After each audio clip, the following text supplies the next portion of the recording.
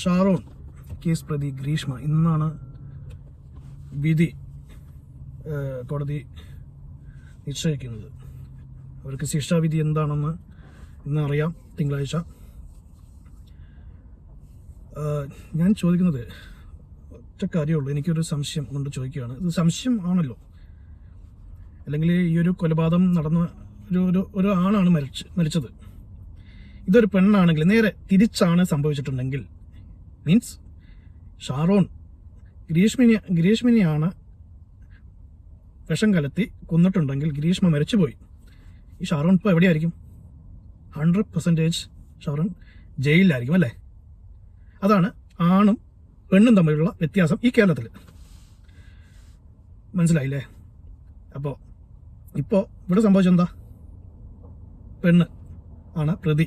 ഷാരോൺ മരിച്ചു. പെണ്ണ് പഠിപ്പിസ്റ്റ്, ഡാൻസ്, കലാപരമായിട്ട് കഴിവുണ്ട്.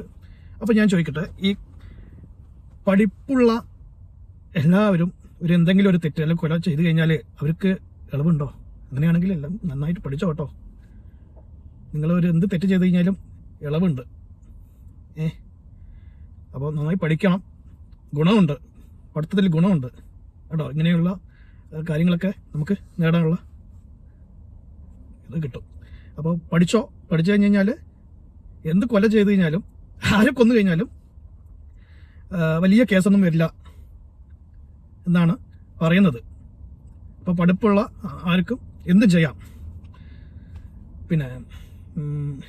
പിന്നെ പെണ്ണ് ഒരുമ്പെട്ട് കഴിഞ്ഞ് കഴിഞ്ഞാൽ ലോകം പിടിച്ചടക്കാൻ പറ്റും. ലോകം നശിപ്പിക്കാനും ഒരു പെണ്ണ് വിചാരിച്ചാൽ മതി. അപ്പോൾ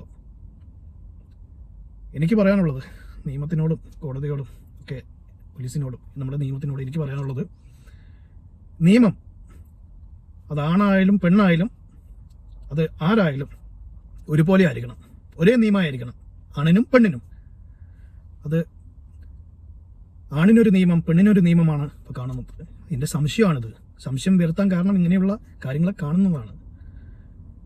ഇതിപ്പോൾ ഒരു മനുഷ്യൻ മരിച്ചുപോയി, വിഷം കൊടുത്തു കൊന്നു. അവൾ തന്നെ സമ്മതിച്ചു, ഞാൻ വിഷം കലർത്തി എന്ന്. തീർച്ചയായും അന്ന് ശിക്ഷിക്കേണ്ടതാണ്, ജയിലിൽ ഇടേണ്ടതാണ്. അതിൻ്റെതായ ഒരാളുടെ മരണം, അവൻ എങ്ങനെ മരിച്ചു, ആ മരണവേദന അവൾ മറയണം. ഇപ്പോഴൊക്കെ മരണത്തിന് മരണം, ശിക്ഷയ്ക്ക് അതാണ് ചെയ്യേണ്ടത്. മരണം എന്താണോ, മരിക്കാനുള്ള കാരണം എന്താണോ, കൊന്നിട്ടുണ്ടെങ്കിൽ ആ മരണവേദന അവർ മനസ്സിലാക്കണം.